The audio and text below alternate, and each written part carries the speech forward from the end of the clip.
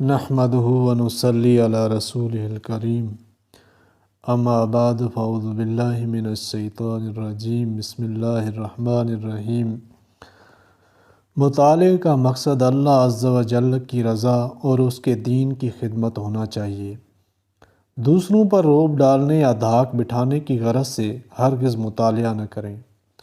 حدیث پاک میں اس کی ممانعت بیان فرمائی گئی ہے، جیسا کہ سرور کونین صلی اللہ علیہ وآلہ وسلم نے ارشاد فرمایا: من طلب العلم لیجاری بہ العلماء او لیماری بہ السفہاء او یصرف بہ وجوہ الناس الیہ ادخلہ اللہ النار۔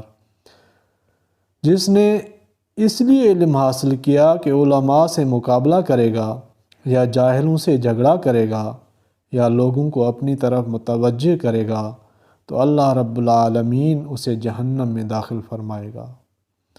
تو اللہ کریم کی بارگاہ میں دعا ہے کہ خالصتاً اپنی رضا کے لیے علم حاصل کرنے اور مطالعے کی توفیق مرحمت فرمائے اور اس کو آگے خالص اللہ تعالیٰ کے لیے پھیلانے کی توفیق عطا فرمائے، آمین۔